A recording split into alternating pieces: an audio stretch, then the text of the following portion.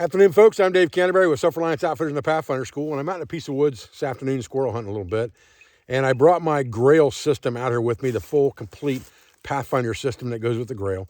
And what I wanted to do today was kind of walk you through that system, because I told you that in the coming weeks, I'll try to do a video on Wednesday or Thursday and put that video out for you guys. And then the gear that I use in that video specifically that we talk about development-wise will be on sale at a discounted price over the weekend, Friday at 1 o'clock to Monday. So this week, we're going to put our Grayl package on special. And I wanted to talk to you about the development of that and my work with Grayl and things like that in this video. So the Grayl system for filtering water on the fly is the best system that I've found so far to date for just grabbing water out of any puddle or stream or whatever the case may be, pushing the filter down, and you got clean, drinkable water. Now, when I saw this system, I thought, this thing is fantastic by itself. How can we improve this system a little bit to make it more multifunctional and still have that same functionality of an on-the-fly filter? And there's a couple things that we did when working with Grayl. One of them was we created a stainless steel nesting cup and lid specifically made to fit the Grayl GeoPress. It's the only one that we've made to date, the only size we've made to date. We have no plan on making another one right now because the GeoPress is the only one in my mind that holds enough water to be usable for a woodsman or a hunter to be used on the fly to give them enough water to sustain themselves till they get water again. Some of the smaller Grayls and things like that are better for urban environments, suburban environments, but not as good for woodland environments. And I want to work with that kind of kit, so that's what I'm working with Grayl on now. So we've got the cup and we've got the lid. And those things have been released for almost a year already. We've sold several thousand of them already.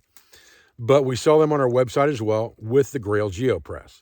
Now, we also created a Milbank bag, and it's made by Milbank Bag USA that bears the Pathfinder logo on the tag. And it's made to go with the GeoPress system. And the reason we did that was because the biggest enemy of a charcoal filter is turbidity and debris. Okay? And you really don't have a choice sometimes where you collect your water from. So you're liable to be pushing debris and things into that filter when you're trying to press that GeoPress down, which drastically reduces the life of that filter. That is your non-renewable resource per se, other than changing out another cartridge. But in the middle of the woods, if you're not carrying another cartridge, that's your resource that you need to conserve. So to do that, number one, you have a nesting cup that you can boil water in if you don't necessarily have to use the filter. If you've got plenty of time, you can boil your water. That's going to conserve that filter for when you actually need it on the fly. The other thing that you can do is you can pre-filter that water through a Milbank bag, which is a military-grade filtering bag, to remove turbidity and debris from the water before it goes into the outer cup that you press the filter through. Now you've removed all of those things that will clog that filter up or damage that filter. The only thing that's left in the water is what the filter's made to remove. And that's really the key to that. So if you can use that Milbank bag pre-filtering, then you conserve that resource of the filter. If you can boil and not use the filter, you conserve that resource of the filter. And then if you absolutely have to and you have no choice and you're in a hurry, you can just slosh water in that thing, push it down and go. You have a very multifunctional system there because you can even use the Milbank bag pre-filter wise before you boil to remove turbidity from your water so that once you boil it, you don't have all that junk in the water when you're drinking it after it cools down.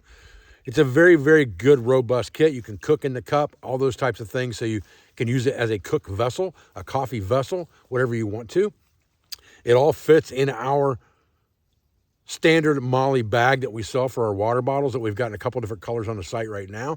You can fit the lid and the Milbank bag in the front pouch, and then the cup and the Grayl slide right down to the center there and zip up. And there's plenty of room in that pouch to put extra things for fire starting if you choose to do so. So I wanted to kind of go over that kit with you today, show you how I use it, show you how it's meant to be used, and then talk about that and talk about the special for this weekend.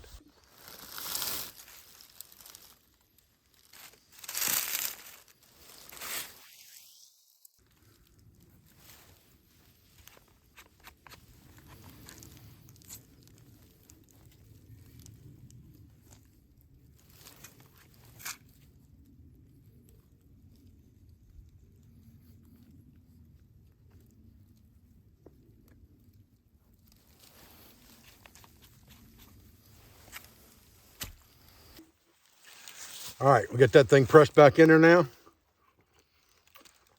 Good to go. That water tastes like bottled water. I mean, it takes everything out of the water. I've tested this thing all over the world. I've used it in some stinky, sulfur-smelling water, and it took the smell, the odor, everything out of that water. This really is an amazing piece of gear. Now, the kit that's going to be on special this weekend is going to come with the nesting cup. It's got heavy-duty, heavy gauge, large butterfly handle, so you can even grab it with gloves on if you need to. It's a very, very heavy gauge steel cup that nests perfectly with the Grayl. Again, it's made to fit the Grayl. The Grayl's a tapered container, so you almost have to have a taper inside your cup to fit it correctly. It also comes with a stainless steel lid that has straining holes in it for that cup, all right? And then, obviously, the Milbank bag that we talked about. So you'll get all 4 of those pieces in the kit that we're going to sell this weekend. Now, the other thing, don't forget, I made a video about a week ago on the new Squirrel Cooker 21LH, 21st Century Long Hunter Squirrel Cooker with the cook rack system. I'll put some excerpts from that video in this video so you can see it again in case you missed it. And that will also be on special this weekend on a special price, since we missed putting that up last weekend because we were in the middle of production. We make those things one at a time here at Pathfinder Forge and Tool. Then they have to be delivered to Self-Reliance Outfitters to the warehouse so that they can be sold. Those will be delivered tomorrow, so they'll be on special for the weekend as well this week. So you get a 2-for-1 this weekend on special buys from selfrelianceoutfitters.com.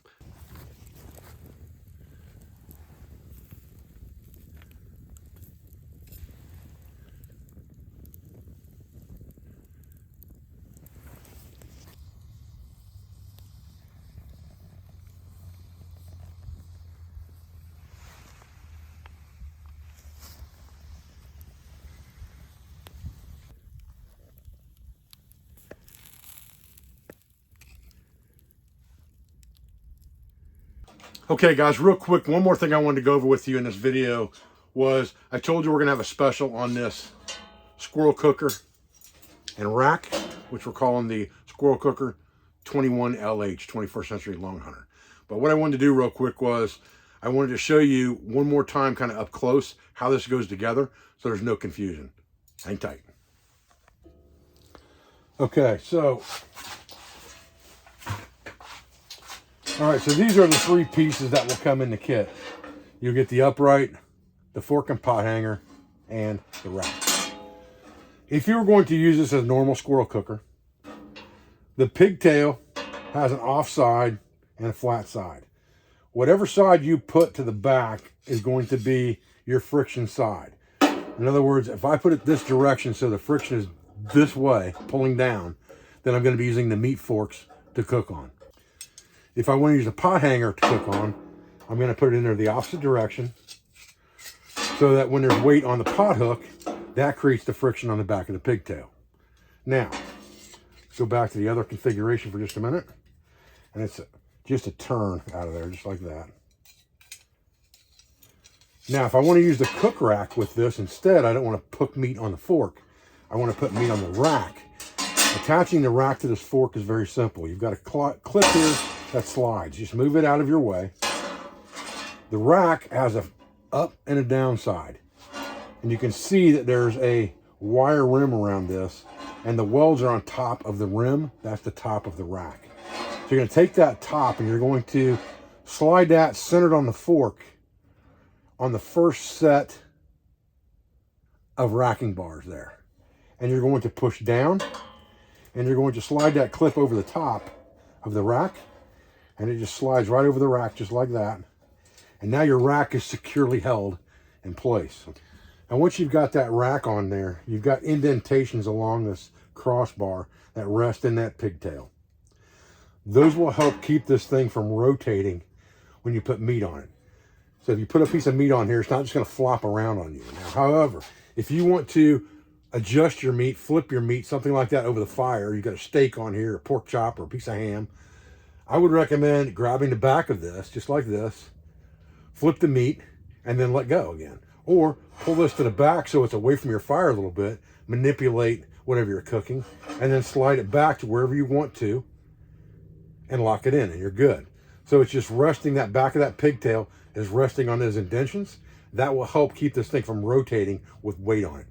If I put weight on this, it's difficult to rotate this, okay? That's what you want. Listen guys, I apologize for the video being kind of chopped up in pieces.